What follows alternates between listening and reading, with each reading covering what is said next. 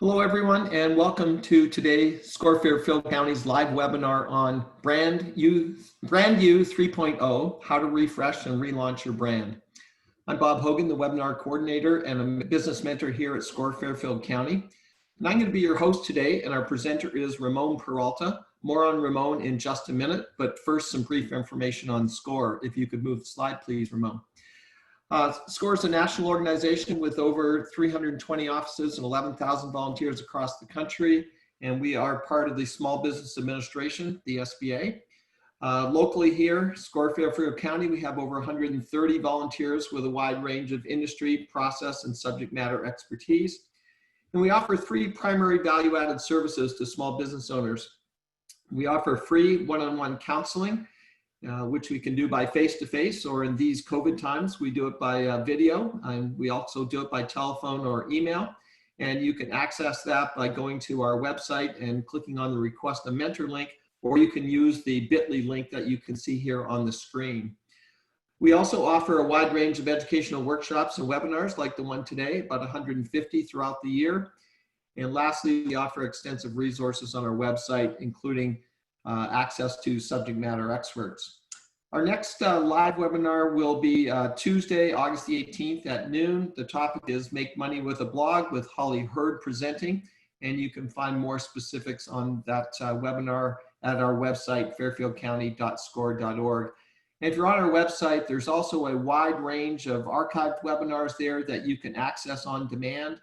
And they cover a multitude of topics that may be applicable to your business. So feel free to check that out. We have set aside time for Q&A today at the end of the presentation. So if you have a question, please hover on the bottom of your screen, and a chat window will come up in the Zoom, and you can type your question there at any time during the presentation, and Ramon will take them at the end. We will respect your time and end the webinar sharply at 1 o'clock. The session is being recorded, and a link to the recording will be available on our website, fairfieldcounty.score.org, within the next couple of days. And so you'll be able to see the materials and listen to the webinar there as well. So it's now my pleasure to introduce our speaker today, Ramon Peralta. Ramon has over 25 years of experience developing corporate identity and creating B2B and B2C marketing materials and UI UX design. He leads the creative team to establish a unique visual identity for each program designed to complement the client's brand and to impact its target demographics. Ramon served as senior art director in the original startup team behind Priceline.com, and for the past 12 years, he has run his own firm, Peralta Design. I'll now turn it over to Ramon. Ramon, it's all yours. And please remember to unmute yourself. We'll go there and we'll come back. All right, sound check. How do I sound? You are fine. Okay, great. Well, welcome everyone. Thanks for joining. I'm used to doing these in person for SCORE. Been doing them for quite some time, and I enjoy the energy in the room. So we're going to try to have some fun. There's a lot to cover. Thank you all for joining. We'll call this a lunch and learn. And I'm assuming that many of you out there, let's see here, having a little issue clicking the slides now. All right, there we go. Many of you out there are business owners, entrepreneurs, and a little bit about PD. We were founded in 2008. I was laid off after working at Walker Digital for about 10 years. Took my severance package and started Peralta Design. We've now grown to be 8 employees full-time and 2 locations. We're headquartered in Shelton, Connecticut, and we have a satellite office in Palm Coast, Florida. I am very optimistic during this time of the pandemic. We've been trying to be a beacon of hope with our content. We'll talk more about that later. But I believe that there's a lot of opportunity to come out of this now, and I want us to start having this discussion about relaunching and reemerging and recovering and really being the drivers of our economy. It is the time to relaunch. Evolve or die. These are things that you hear quite often. Innovate, reinvent yourself. We're going to talk about how some companies did that during this time. And again, some of the folks that may be in the audience, I want you to find a nugget or identify with the types of businesses that we're going to be kind of using as case studies and addressing. These are all the types of businesses here. You may find yourself in one of these buckets during this time. We use the rocket metaphor. You know, we like to say we launch brands, and we talk about preparing for takeoff. If you think of it as a rocket, the client is going to attach itself to that rocket, and we're going to help that client kind of get out into the atmosphere. Whether you use us or another firm or do it yourself, really one of the biggest takeaways is that there are three big components to this rocket. Okay, there's the branding, there's the web or digital footprint, and there are what we call the turbo boosters or the thrusters, the digital marketing strategy. And we're going to cover each one of these today and hope that you will have some takeaways in how you can implement these strategies in your business. And I think a lot of what we see out there, the common mistake we see is that people focus on just one of these areas, when in reality, they all need to be seen as part of this rocket that's together. The first step in relaunching your brand is differentiating, especially during this time. If you've been silent, if you've shut down, if you're not taking a stand on any of these social causes that are in the news and so forth, you can run the risk of becoming invisible or sounding like everyone else. And what are we going to start with? The branding piece. And this is something that's left over or legacy from our brand new 1.0, brand new 2.0. Those of us that are out there that have been in previous workshops have seen this slide, because a lot of people just see this kind of tip of the iceberg, and there's so much more to it that makes up your branding. And this is what people see. People tend to just see the tip. They see the name, they see your trademark, they may see some of your design elements. But in reality, when you're starting to kind of formulate your differentiation strategy, or what makes you different, or you're looking to reemerge, or you want to kind of tweak your messaging and tweak your language so that you can tell people, hey, we're still here, we're active, we're coming out of this stronger. Great time for you to revisit your mission statement, your strategy. What's your customer experience like? For many businesses, that customer experience has completely changed during this time. What is your company voice? What is the culture inside your company, and how is that kind of being communicated? What is your brand story? Many people are really into these days what the brand story is all about. That is kind of one of the things that you can use to make your company stand out amongst the competition. And as you reemerge, you're thinking of these things again. How can you go back? For example, we're actually going in and revisiting all of our bios. Even though we just haven't looked at that in a long time, it's a great time to reemerge from this and refresh everything about your business from soup to nuts. What makes your company different? Who are your customers? Who should be your customers? Maybe that has changed slightly during this time. What's unique about your company? And what are those basic beliefs and values and social causes that are priorities for your company? So those are kind of like the way that you begin to figure out, how am I going to create this content to communicate those differences? It's usually done in two steps, right? The brand positioning, and which is your homework, and then the actionable steps of what are you actually doing out in the marketplace. And so they fall into these two categories here: creating this competitive advantage, what is unique about your business, what's your core marketing message, get that in order. And then what are you doing out there? Are you disrupting your market, or do you have a very specific niche? Are you doing something that's unexpected, and what kind of buzz are you creating? And we're going to give you some really concrete examples to cover those things. One of my takeaways out of this, and one of my favorite pieces, is this idea of the golf swing, because I'm a golfer, and maybe some golfers out here, they all tell you the same thing. PGAs will tell you, if you go out there and you're thinking of all these things, all these little notes, or all things that people may think about before they make a golf swing, you have 1.5 seconds of thought to do that. And if you're thinking of all these things at once, you're not going to make good contact. So think of your brand thoughts in the same way when you're communicating that, whether it be on your collateral or on your website, that if you have too many brand thoughts or they're inconsistent, nobody's going to hear any of them, and it's going to be ineffective marketing for your business. This slide here kind of covers what are those three things that should be kind of the takeaways within 5 seconds of looking at your materials or hearing your pitch. If somebody says, what do you do? As you reemerge, great time to think of these again. What do you offer? How will it make my life better? What do I need to do to buy it? If your consumer or your customer, or if you're B2B, if that other business doesn't know this within 5 seconds of going to your website or looking at your capability statement or hearing you pitch at a networking event, then you've really got to revisit this. And this is a great time to come out of this stronger. The second piece to brand identity design here is this idea of evolving. And I'm giving you an example of one of our clients. They're out in Bloomfield. The top logo was their original kind of brand. They are affiliated with JFS, which is Jewish Family Services.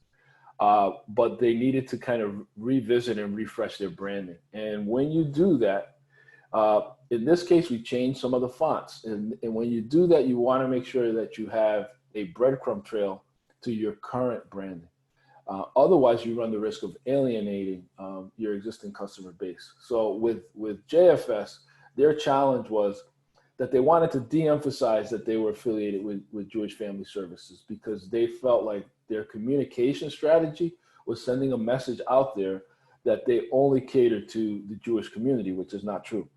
And so at the same time, they need to show an affinity to Jewish Family Services because that is where they get their funding. They share an executive board and their corporate structure has them connected. So we kind of put Care at Home first, and then we put JFS second. We changed the iconography, but made it similar.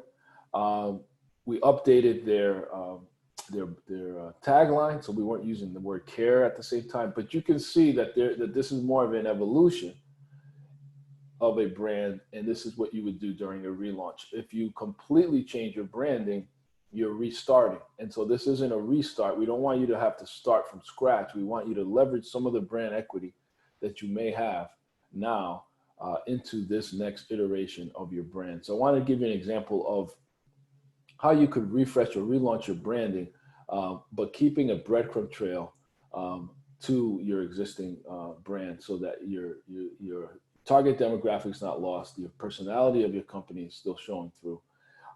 And then you can do that. If we had kept the fonts the same, we may have been able to get away with changing the color palette. But since if you change the color palette and change the font, now you run the risk of kind of moving further and further away from where you were before.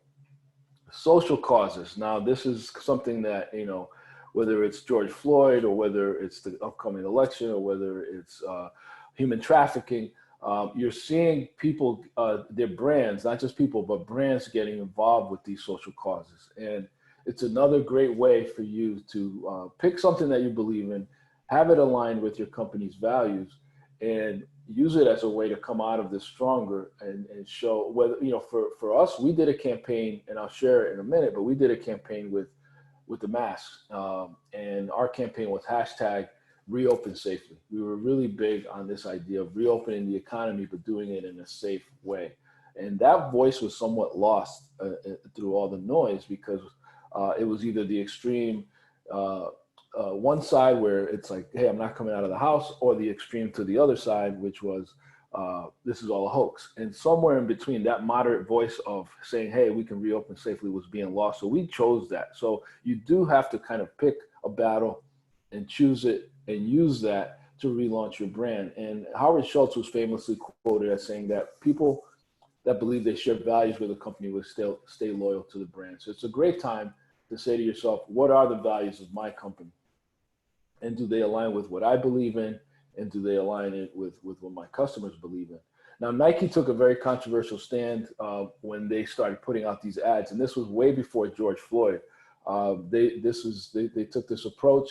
And you saw that people went to social media burning their Nikes, which they had already paid for, which is, kind of silly.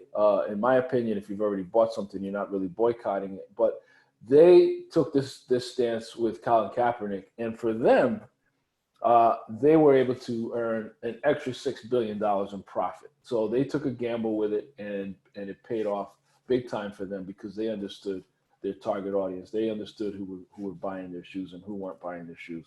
And they decided, hey, we're gonna make a statement and get behind this.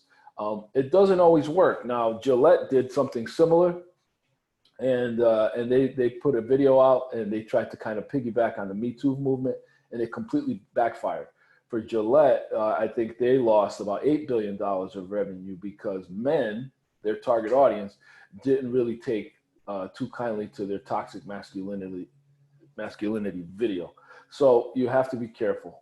You have to understand who your target audience is, and it has to align with their values, your company values, and you go out there and you do something. And again, for us, we did this campaign several months ago where we spent $3,000 buying masks, and we were giving them away on social media. And we had everybody take a selfie, submit the selfie.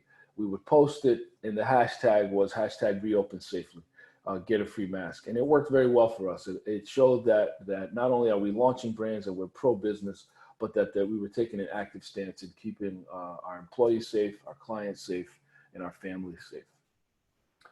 You saw a lot of other brands come out during this pandemic by standing behind social causes, and these are just a few of them. We actually did one of our own where we took our logo. You see it in the upper right here. We took our logo and we separated it to show social distancing. McDonald's did it, Audi did it, Volkswagen. You saw a lot of this happen, and this is going back to March. So brands in crisis taking a stand. Branding in crisis, relaunching. This is a great example. I think that for those businesses out there that may have launched during this time, and then we're like, okay, like if you were a restaurant and you were opening during this time, you had some challenges. Piñata. I heard about these guys through a group that I'm in of founders that meet up, twice a month.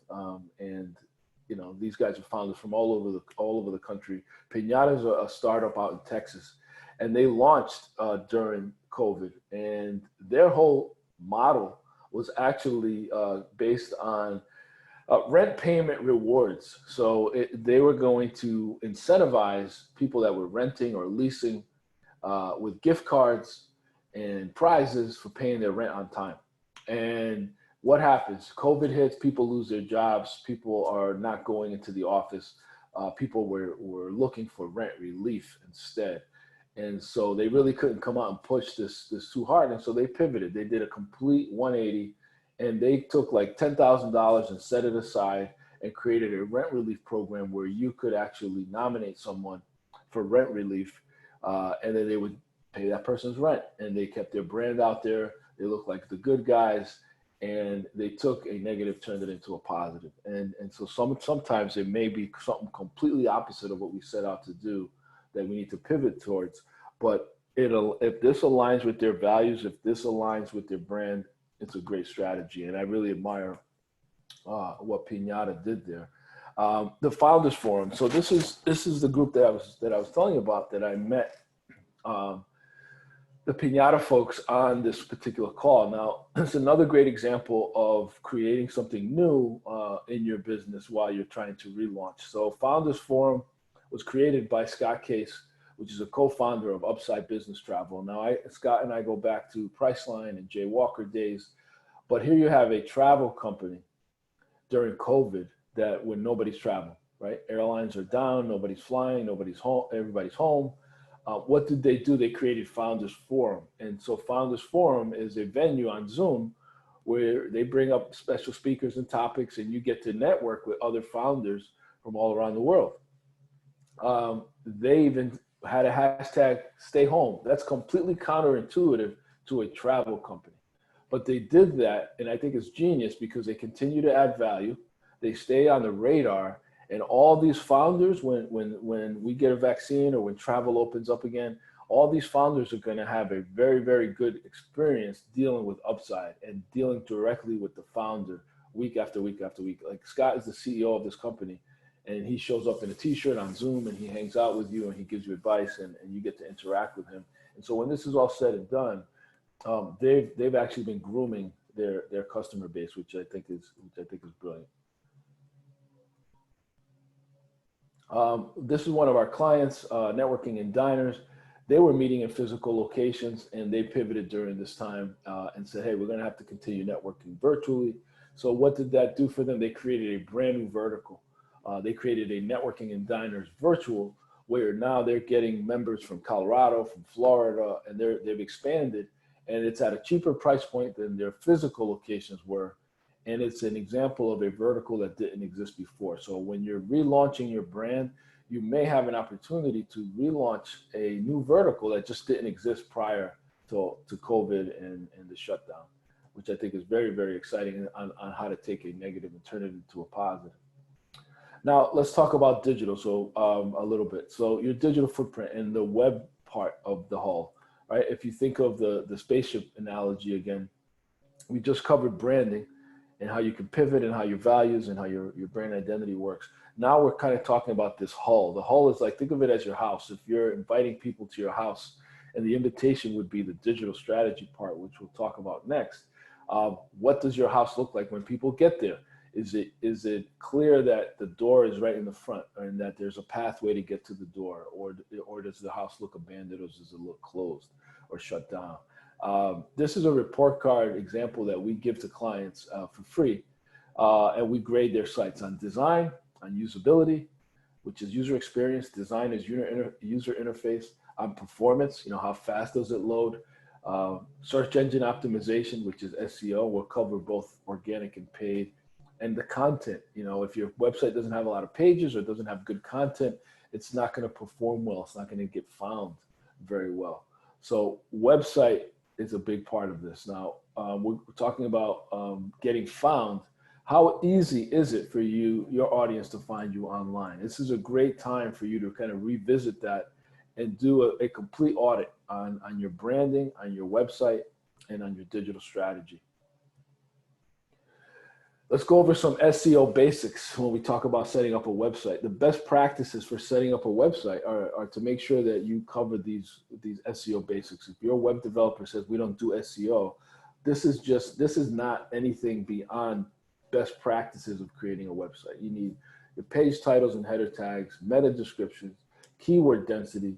You should be using keywords in the language and the content that are search terms that people would use if they were trying to find your business. OG tags or open graph tags. If somebody types your URL into a social media post, what picture shows up? Make sure that you have the right pictures showing up that'll help promote your business. Mobile friendliness, right? Everybody now is on the go. They're on their phones. Even at home, they're on their phones and on their tablets. So make sure your websites look good there. Let's talk a little bit about paid SEO. Google Ads is what it's called now. This is where you basically can get really, really specific as to who gets to see your ads and how you can retarget them. You can target them by location, by demographic. You can have multiple campaigns going on at the same time. It's a very affordable way to kind of make sure that your ad is getting delivered to the right people. And with the use of retargeting, if they've visited your website, and let's say you're using a software like Hotjar, which is actually kind of creepy because you can see exactly where everybody's been, every visitor's been all over your website, you can actually retarget them. So if they go to a specific page, let's say your website has manufacturing, and then it has construction, and then it has remodeling, and you're seeing people, somebody visits you and they go to the remodeling page, then you can retarget them with a Google ad specifically on remodeling. So it's kind of neat if you have this set up. Pay-per-click, it's called. Now, let's get into the digital marketing strategy part of this, because this is really kind of the thruster that's going to propel your business forward. And I'm not only going to preach this to you, but I'm going to show you how it's working for us. And I think it's very, very important to give you real concrete case studies. In your digital marketing strategy, content is king. And what I mean by that is that you have an opportunity now to put out blogs and podcasts and videos. All of these are great ways for you to promote your business from a content strategy standpoint. And why would you want to do that? Because these long pieces of content can be cut down. So we call those long pieces of content pillar content. But you can take, if you deliver a workshop like this and you record it, And that's going to be your pillar content. If you record yourself talking about your business, that's pillar content. Now you can take that pillar content and cut it up into smaller bite-sized or snackable pieces of content. And you can use that content on email. You can use it on social media. You can make an ad with it. You can make a little 30-second, 15-second spot with it. And it's very, very intuitive. Now, how do I do it? I do a weekly video, and this is a particular software that I use called ClipScribe. And what it does is it converts all of my videos into text so that I have captions underneath my video. Why do I want to caption all my video? Because 80% of people that watch video, watching it with muted, because they're watching it in places they shouldn't be watching it. They're either multitasking or they're watching a video while they're at their desk, while they're in the bathroom, while they're in church, while they're in their car.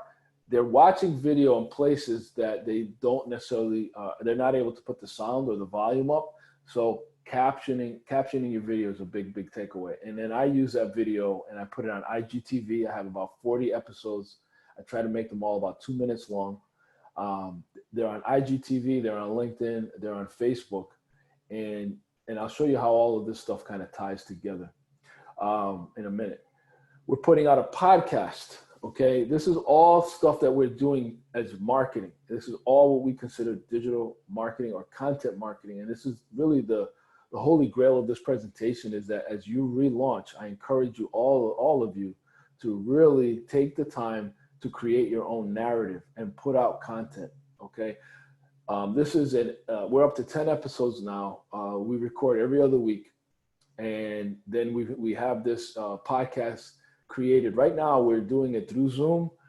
We record the Zoom, we record the audio, and then we edit it in post-production. When we were in the office, right now we're at 50% capacity in the office. We had the microphones and we had a soundboard, and we really had a high production quality, and we still try to emulate that in post-production. But we have guests on here that have written books that relate to branding or entrepreneurship or client retention. Our latest episode is with Richard Shapiro, who's the founder of the Center for Client Retention. So he's talking all about client retention. So we try to bring in relevant topics that our customers and our clients would love to learn about and hear about. And we put this out here on Spotify, on iTunes, and on our website. We're doing Code Camp. This Saturday, we're doing a Code Camp for kids ages 9 to 13. We're going to be doing it virtually this year due to COVID. But this is something else that we're doing. We're giving back, we're creating content, we're helping kids. This aligns with our values. This makes us stand out. There are not too many other creative agencies out there doing this kind of thing where they're helping the next generation. And that's a great way for you to relaunch, is think about, what can I do that my competitors aren't doing? Or what can I do that really speaks to me and will be rewarding, and it will make me feel like I'm making an impact and I'm making the world better, and will help me differentiate from the competition. Once a month, we're doing this brand new live show that we broadcast straight to Facebook, where we have our lead web developer, myself, and our digital strategist. And we talk about branding, we talk about digital, we talk about web, and we take live questions from the audience. Again, it's another example of us keeping our brand out there, providing value, and giving a lot of content to others. Another big part of our branded content strategy is putting out a newsletter. It's something that you can all do. All of our listeners here, at the very least, set up a free account on MailChimp and put out a newsletter and start to build that database of email addresses so that you can inform people about what your business is about, what does it do, and what's going on, and just kind of recap them on a month-to-month basis so that you can have a reason to stay on the radar with people.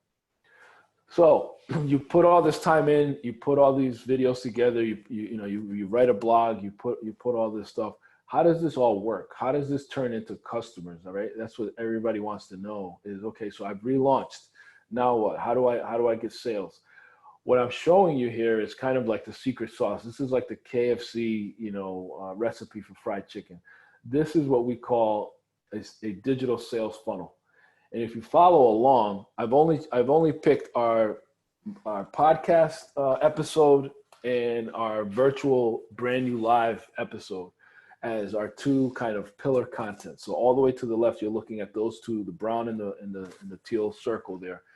We can take those and we cut those up, right? And we pull audio for a podcast, and then we pull video for our YouTube channel. So already we've taken one piece of content and turned it into two. And then we do the same for our live event. We go to Facebook and we go to YouTube with it. Then we create even smaller clips from that, highlights from that, and we use that on Facebook, Instagram, and LinkedIn.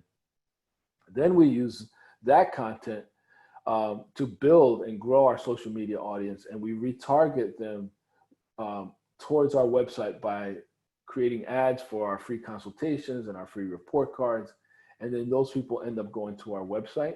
And when they go to our website and they fill in those forms, now we have more email addresses to put into our database that we can hit them with the newsletter. And what does that look like from like a results standpoint? Okay, all of you out there listening that have a website should be really paying close attention to your Google Analytics. That's free. Okay, that's nothing that is rocket science or anything secretive. If you have a website, you can set up Google Analytics for free. And that's where you need to be paying attention to, because then you can see who's coming to my website. Is my content strategy working? Are my promotions working? And if you're working with an agency that's not sharing this with you, you're wasting your money, because without this, you don't know what's really working or not. So this is just a snapshot of what Google Analytics look like for our website. You're going to see a spike here on July 22nd.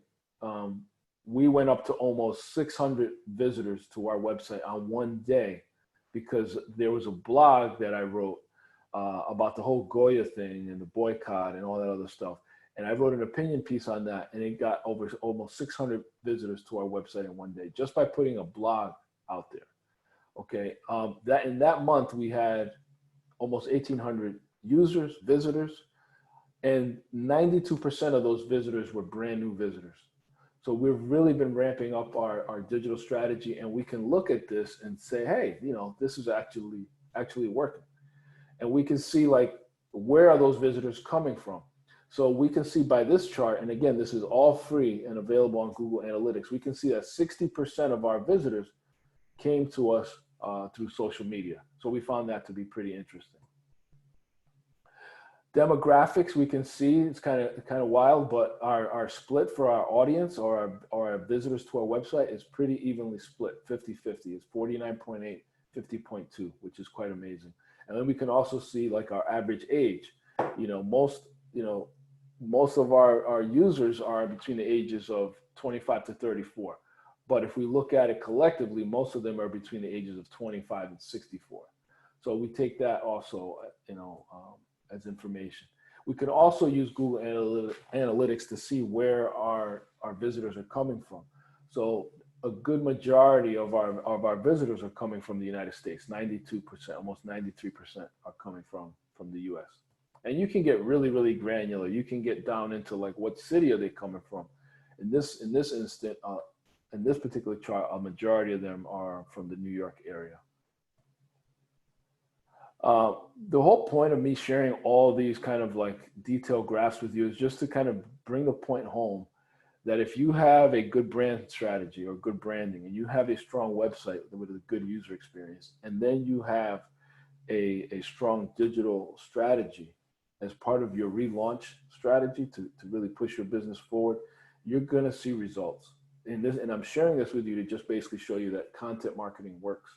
We get a lot of questionnaires that come in from people that say, I've been to your SCORE seminar, or I've heard your podcast, I'm ready to launch my business. It works. And so you've got to put the work in to make it work.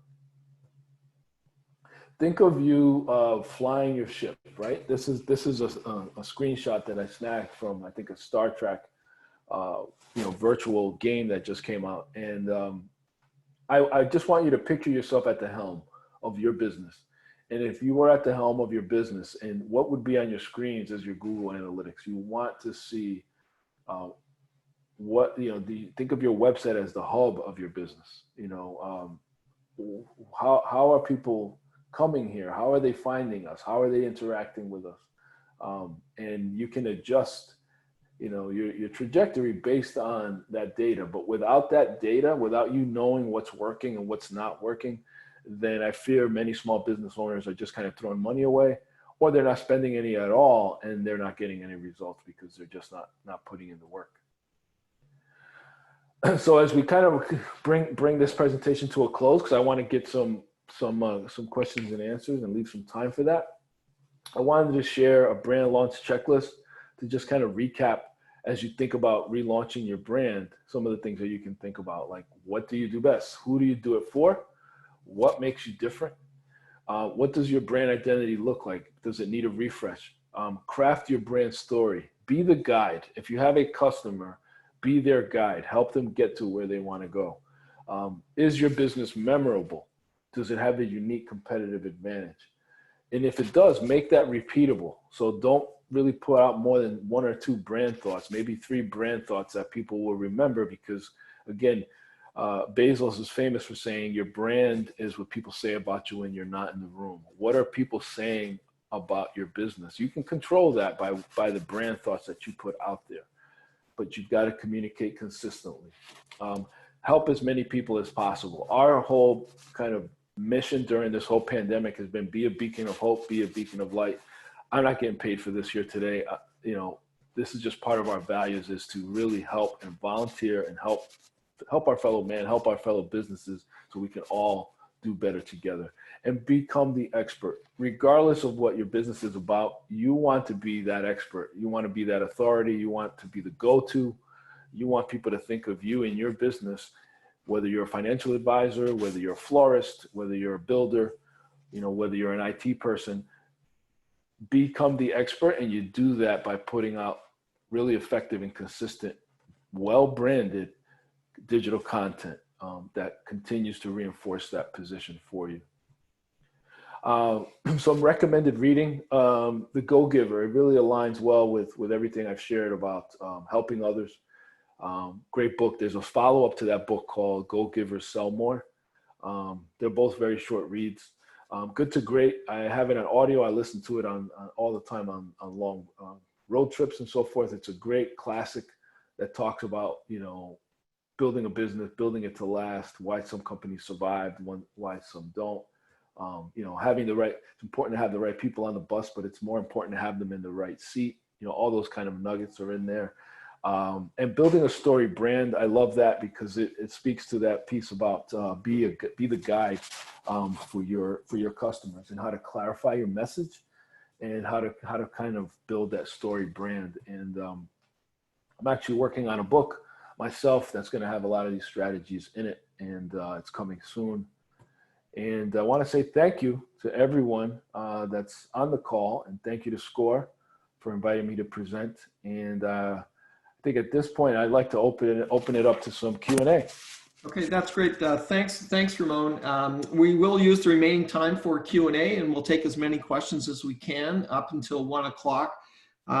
So as I mentioned at the beginning, you can submit them using the chat feature at the bottom of your screen. If you just hover on the bottom of your screen, you'll see a chat box there. Click on that, and you could submit your question. And we do have a number in queue already. So Ramon, I'll just start. Our first question here is from Jillian, and she's saying, "Hi, we are a cause. We are My Friend Abby, a youth and young adult suicide prevention / mental health and wellness. And would you have any suggestions on creating a sense of urgency for donations?"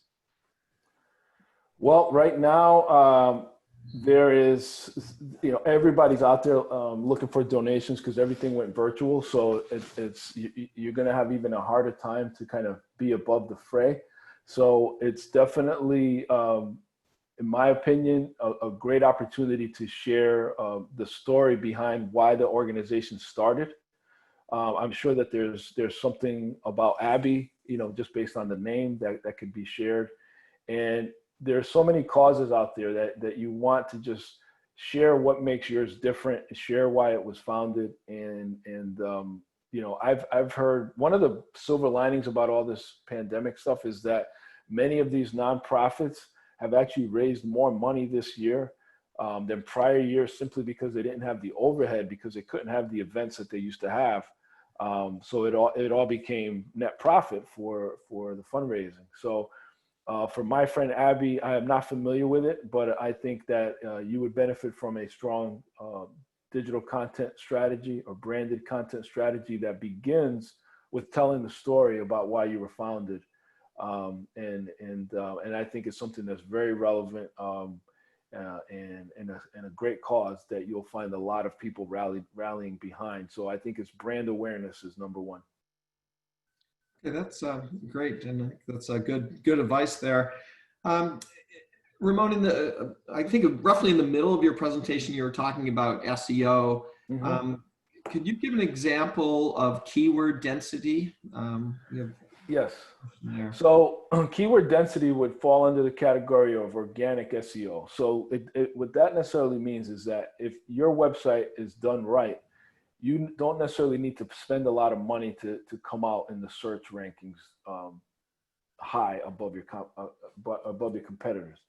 The fastest way to be the first one under search, of course, search rankings, of course, is to pay for it. So that's the paid SEO, where you're kind of artificially creating awareness by having an ad be served when somebody searches for nonprofits or suicide or something, or suicide help or suicide prevention or something like that. If you use keyword density, however, what that means is that you have a website that's at least 5 pages in size. Okay, so if you have a 1-page website, you're just not going to have enough keyword density. And what that just means is how many characters, how many words are in the website itself that use keywords in it. Because when somebody types something into Google, the search crawlers go out there. They're like little spiders, and they go all over the internet, and they're looking for that word that you just typed in. So if you typed in suicide or awareness, let's just say, let's keep it positive. Let's say you looked at prevention, suicide prevention. The spiders are crawling for those words, and they're in the websites that use those words the most times within their website are going to appear higher in ranking organically. Okay, now if you couple that with a paid SEO strategy, you're really going to be at the top. But if you're a nonprofit, you're just starting out, the best thing you can do is have a blog, because if you have a blog on your website, you can have somebody in your office writing a new article every week that uses a lot of these keywords. And Google Analytics is a great tool for you to determine what exactly are those keywords. So if you look at the Google Analytics on your website, you can look to see what are people searching when they find us. What are the words that they're more likely to type? And your job now is to make sure that those words are used as much as possible. And you can't do it like the old days, where in the old days, people would like cut and paste an entire paragraph of all their keywords at the bottom of their website, and then change the font color to like white or black so that you couldn't see it, and it kind of tricked the system. But you really can't do that anymore. It actually hurts you if you do that. So you want to have good content, keep it fresh. A blog is a great way to do that. Have an About Us page, have a case study page, have full bios on all your team members, because inevitably those keywords are going to be there, and you'll have better keyword density, and thus have a website that's more search friendly and more likely to be found. That's great. Very, very helpful. You were talking a little bit about Facebook in your during your presentation. What are your thoughts about advertising to Facebook groups, and can you talk a little bit about price comparison?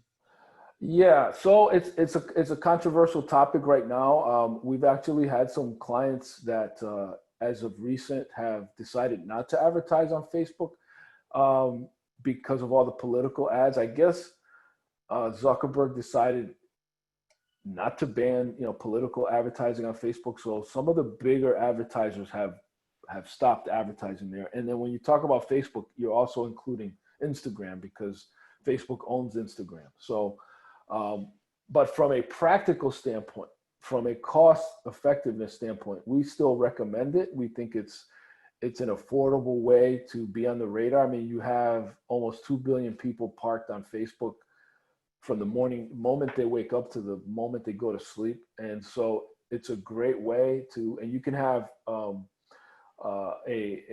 piece of code, embedded in there so that it retargets you. And it happens to people all the time and they don't realize it. They may go to a website and look at John Deere tractors, and then when they go back to Facebook, there's a John Deere ad. So there's a pixel, they call it a pixel, and they you can embed it into your website so that it knows to follow this person when they go back to Facebook. And so when they go to Facebook, they're going to get served very targeted ads. So for that reason, I think it's a great part of a strategy to advertise on Facebook because it's affordable. You can boost it in an ad for $10 a day or $20 a day. And then you can get very, very granular with who's your target. You can say, hey, I want this particular city, or you can say, I want this particular state, or you can say, I want this particular age group, demographic, income bracket, male, female. I mean, you can get very, very specific with your audience. And then Facebook does a good job of giving you an idea of, like, based on how much you spend, how many thousands of people will get served your ad, and then what you can do is look at the reporting on Facebook. So Facebook has, just like Google Analytics, they have their own version of it where at any point you can pause a campaign if it's not working, or if you're getting too many calls, or if you go there and you can see if it's working or not. You can decide whether or not to put more money into it. So it gives you a lot of control. It used to be back in the day when Facebook first started that if you had 1,000 fans on your business page, that all 1,000 of them would see it. But once it went public, Zuckerberg changed all that, and really nobody will see your ad unless you boost it. So they kind of force you to pay for it.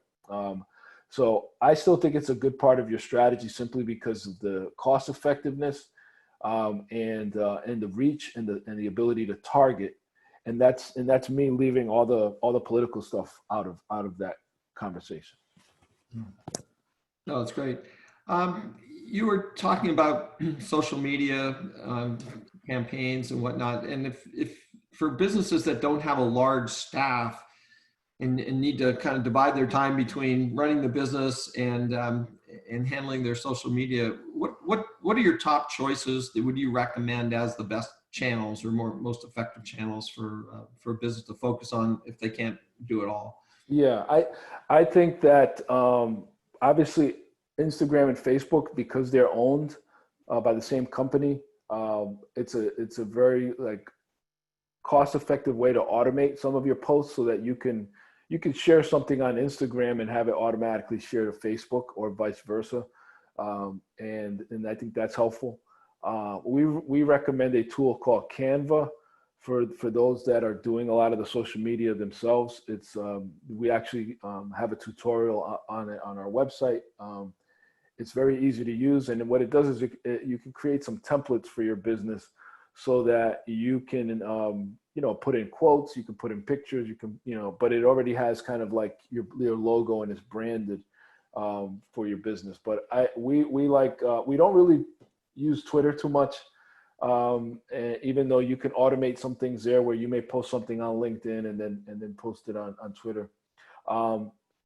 The answer to that, though, Bud, is really who are you advertising to? Because some of our clients that are advertising towards businesses, say we have a supply chain client, and their decision maker is not going to be hanging out on Facebook. So their advertising is going to be done on LinkedIn. So LinkedIn now gives you the ability to put advertisements on there.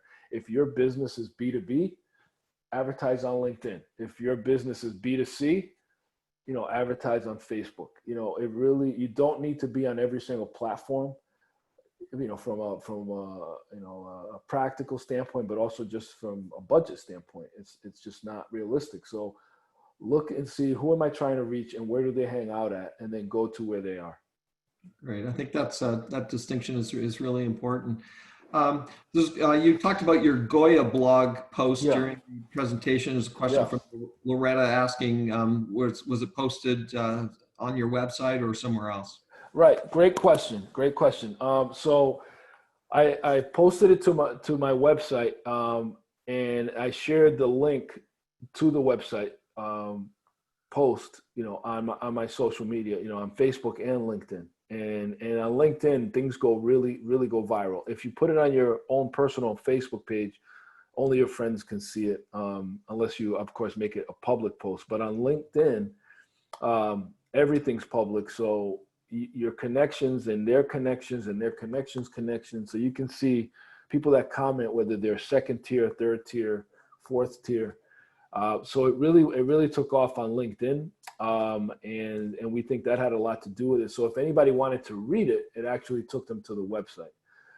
But that's a brilliant question, because some people may have a business site and then they have a blog site. And we used to do it that way too, years ago. I mean, we all start somewhere. And then we eventually, as we got wiser, we realized, hey, these both need to live on the same platform. So you're using the blog as a funnel to drive people to your website. So, and then what I did is I made a comment, I pulled a little bit of the quote, but in order for somebody to read it, it took them to the website. And your hope is that once they're there, they poke around, they fill in a form, they look at your team, and software like Hotjar, which we just started using, is so amazing, because it basically records every single session of everybody that's come to your website. And then by recording it, you're literally watching a video of where their mouse and their cursor is going on your website. And you can see what are they looking at? What are they clicking on? What are they skipping over? What pages are they spending the most time on? And with that blog, we got to see that some people came to read the blog, but then they started poking around in other areas, which we found fascinating. So great question. I would definitely link it to your website. And if you have a video, put it on your website. And anything that you can, you can have the video hosted at Vimeo or YouTube, but have it embedded in your website, so that in order to watch it, you take them there. So anything you can drive traffic to your website is a positive if you have the right funnels in place, if you have a form, if you have a donation button, if you have a contact us button. You want to drive traffic to those pages. That's great. I think the key message there is driving traffic to your website. Yes. You had some Google Analytics up from your own website that you were showing. I think you had 1,900 visitors there. Do you keep stats on how many of those turned into clients? We do. We do. I don't know the exact percentage offhand. But when our forms come in, we have the questionnaire form, and it alerts the team. And when we get the questionnaires and we follow up with them, they're still not a client yet. But for us, they've self-identified as being interested in our services. So at that point, it's up to us to convert, right? So they come to our website, they fill in a form. That form gets sent to us. We read it. We contact them. Then we set up a call, and then that call turns into an opportunity for a proposal. And then a proposal, even in on our proposals, we'd be happy if we had a 50% close rate, with our proposal. So it's really all a numbers game. And, I would say if I had to guess, out of 1,800, visits to the website, if we got 10 clients out of that, we'd be happy. Yeah, that's great. The law of numbers. A question here from Loretta on brand story. It's how/where should the brand story be shared? And do people really care to hear it as a blog on a page of the website, ? Mm-hmm. They may not care to hear it as a blog, but what it does is it gives you that keyword density that we spoke about. And it's also a great place for you to pull some pieces from it for some of your other social posts. So you may have a 500 word, brand story. And then out of that, you may create some memes out of maybe some quotes that you pull out of it. But also it's an opportunity for you to create a video where you use that brand story as the narrative for the video. And I guarantee you people are more likely to watch a 30 or 60-second video than they are to read an entire page. So you almost have to get into this mindset that you need to have the same content delivered 10 different ways before it hits somebody over the head, and everyone consumes media differently. Some people may sit and read that. Others may watch the video. Others may just look at the meme that you created from a message. But that initial brand story is what's going to help everyone in your company or on your team make sure that what they're communicating is consistent with it and that it aligns with it. So it is important to have, but you're right. It's, to think somebody's going to just, pull a cup of coffee and sit down and read all of that might be far-fetched, but I still think it's valuable for those reasons that I just mentioned. That's great. We do have a couple more minutes for questions. If people have any last questions, again, feel free to put them in the chat box, and we'll stay here for a minute or two. Maybe while we're waiting to see if there's any last questions, Ramon, is there any last messages you'd like to leave the group with as we wind up here? Yeah, I do actually. This is something that I don't know many people might not have heard of that you may find interesting, and that's negative keywords. We just had a client of ours that spent a lot of money on advertising on social media and on LinkedIn. And what they were finding, because when you advertise on Google, for example, you're paying per click. So if somebody is searching for, let's say you're a manufacturer or you're supply chain or you're warehousing, and you have ads that have those keywords in it. In our economy right now, there's so many people that are job hunting. People were actually going online and they were looking for manufacturing jobs or warehouse jobs or, supply chain positions, right? And then those folks, they weren't looking to hire this firm. They were looking for jobs. So they were clicking on those ads that were served up and going, and getting to their website that way. But they were getting to their website in search of opportunity. They weren't searching to hire the company. So the company contacted us and said, we need to put some negative keywords in place.